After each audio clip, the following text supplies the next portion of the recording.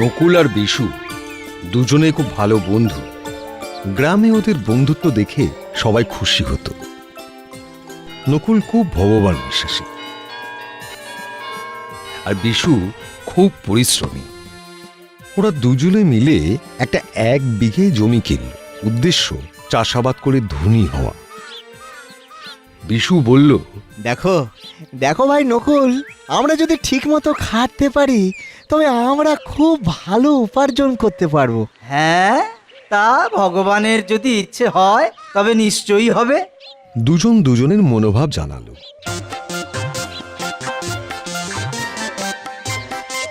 বিশু খুব পরিশ্রম করতে লাগলো, মাটি কাটা, জঙ্গল পরিষ্কার করা, বীজ বোনা। আর নকুল শুধু ভগবানের কাছে আশীর্বাদ চাইল। ও ভাবলো, আমাদের যা কিছু নিয়ন্ত্রণ করে সব ওই ভগবানই তো করেন। ভগবান আশীর্বাদ করলেই সব সম্ভব। তারপর দিন যায়, মাস যায়, মাঠে সবুজ চারায় ছেয়ে গেল। বিশু নকুলকে বলে, দেখেছো দেখেছো নকুল, কি সুন্দর চারা ধরেছে। হ্যাঁ গো, সবই ভগবানের আশীর্বাদ। আমি তো রোজ ভগবানকে ডাকি, রোজ। বিশু কিছু বলে না, সে শুধু মন দিয়ে কাজ করতে থাকে। আরো কিছুদিন গেল, ফসল ফলল, জমি সোনালি ফসলে ভরে গেল। নকুল আর বিশু খুব খুশি।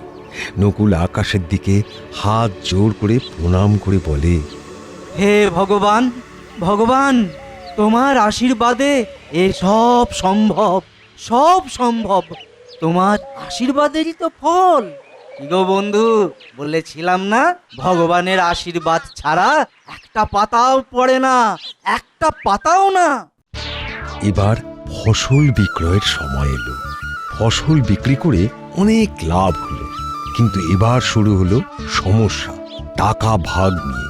নকুল বলে, ভাই বিশু, কি গো, হ্যাঁ, ভগবানের ইচ্ছায় ভালোই তো লাভ হয়েছে গো। হ্যাঁ, এবার আমরা লাভের অংশ ভাগ করে নি, কি গো? দেখো ভাই, এই জমিতে বীজ বপন থেকে শুরু করে ফসল কাটা অবধি আমি পরিশ্রম করেছি। সুতরাং পরিশ্রমের তো একটা মূল্য থাকে নাকি?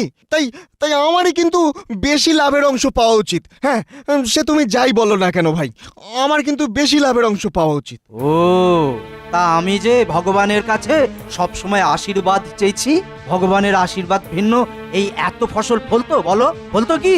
সুতরাং আমার বেশি পাওয়া উচিত, বেশি। দুজনের কথা কাটাকাটি চলতে থাকে। এই প্রথম ফসলের ভাগ বাটোয়ারা নিয়ে ওদের মধ্যে ঝগড়া বিবাদ শুরু হয়ে গেল।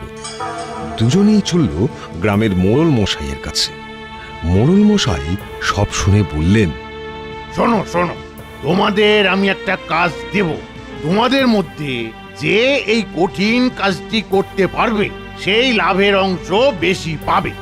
এই আমার বিচারে তোমরা খুশি হবে তো?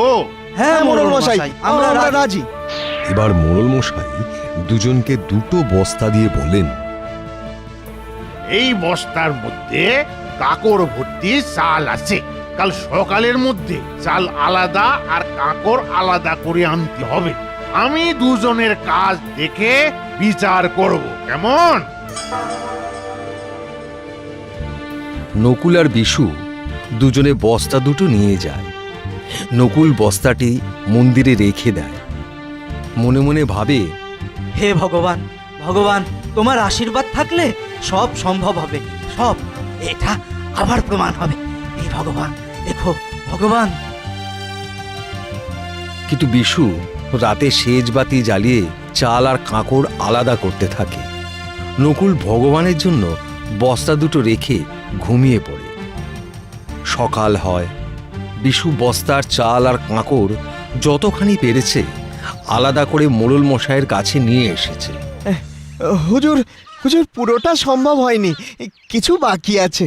মোড়ল মশাই মৃদু হেসে বলেন, এবার এবার নকুল কি কইল দেখি, তারপর বিচার করব। ওদিকে নকুল ভগবানের ওপর ভরসা করে। ঘুম থেকে উঠে বস্তা নিয়ে মোড়ল মশাইয়ের কাছে উপস্থিত। মোড়ল মশাই জিজ্ঞেস করেন, তুমি কি পুরো বস্তার চাল বেছে এনেছো? নকুল হাত জোর করে বলে, না মোড়ল মশাই, আমি সব কাজটাই ভগবানের ওপর ছেড়ে দিয়েছি। দেখুন মোড়ল মশাই, তার আশীর্বাদ আমি নিশ্চয়ই পাবো, নিশ্চয়ই। নকুলের উত্তর শুনে মোড়ল মশাই বলেন, তবে তুমি তোমার 2 হাত ব্যবহার করনি, ভগবানের হাতের ওপর নির্ভর করিস। বেশ বেশ বেশ, দেখি একবার তোমার ভগবান তোমার কাজটা ঠিক করে করেছে কিনা। খোলো খোলো খোলো খোলো, বস্তা খোলো। নকুল বস্তা খুলে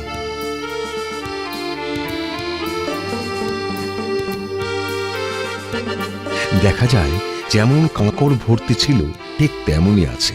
তখন মোড়ল হেসে বলেন, ভগবান আমাদের সবাইকে এই 2টো হাত দিয়েছেন কাজ করার জন্য। এটাই ওনার শ্রেষ্ঠ দান। উনি তাদেরকেই আশীর্বাদ করেন যারা পরিশ্রম করে।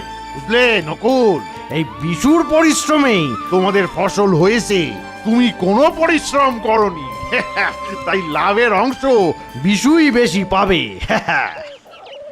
নকুল সব বুঝতে পারল।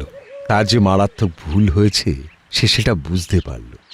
মোড়ল আরো বললেন, নকুল, তুমি যদি বিশুর সাথে হাত মিলিয়ে কাজ করতে, তবে তোমাদের আরো ফসল হতো, আরো বেশি উপার্জন করতে পারতে।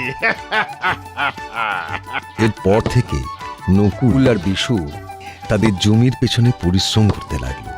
সে বছর আরো বেশি ফসল হলো, লাভ হলো অনেক বেশি। আর কোনোদিন ভাগ বাটোয়ারা নিয়ে তাদের মধ্যে কোনো বিবাদ হয়নি।